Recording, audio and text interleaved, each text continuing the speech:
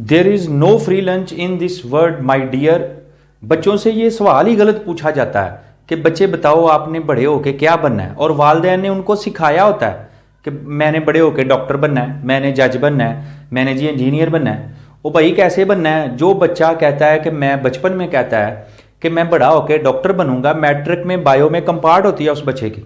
मसला ख्वाब देखने में नहीं है, मसला उन ख्वाब को पूरा करने के लिए जो आप मेहनत कर रहे हो उसमें है।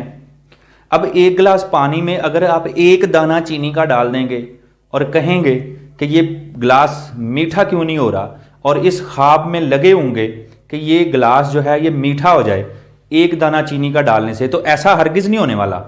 तो इसलिए अपने बच्चे को ये कभी भी ना सिखाएं कि बड़े होके बेटा आपने डॉक्टर बनना है, बड़े होके आपने इंजीनियर बनना है, बल्कि अपने बच्चे को ये सिखाएं कि बेटा आपने इतनी मेहनत करनी है, इतनी मेहनत करनी है कि आपने ये मुकाम हासिल करना है।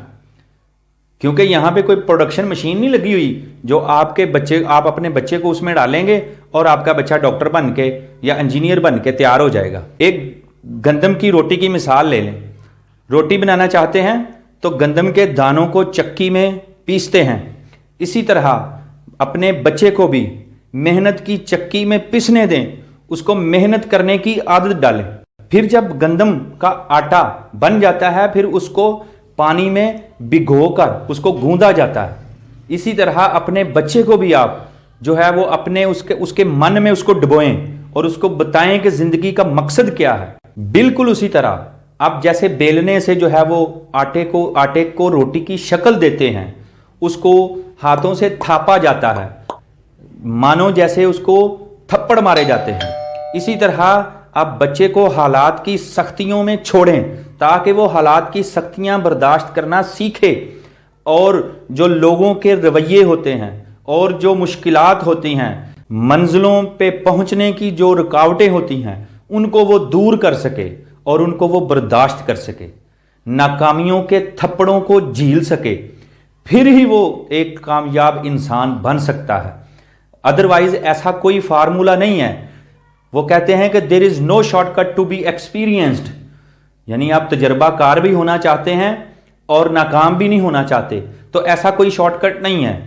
तो इसलिए अपने बच्चे की तरबियत करते हुए उनको इन सारी मुश्किलात से जो है वो गुजारें ताकि वो खुद अपनी जान के ऊपर इन चीज़ों को महसूस कर सके और अपनी कामयाबी को इंजॉय भी कर सके। क्योंकि जो बच्चे मेहनत करके अपनी मुकाम हासिल नहीं करते वो यकीनन अपने मुकाम से बहुत जल्दी बोर हो जाते हैं और उनको उसका सही मानों में हक अदा करना नहीं आता।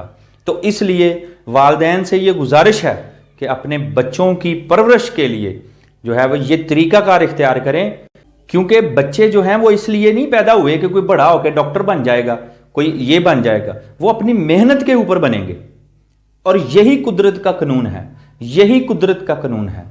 अगर आप इस कुदरत के कानून को छोड़ेंगे तो यकीनन जिंदगी में कामयाब नहीं हो सकते।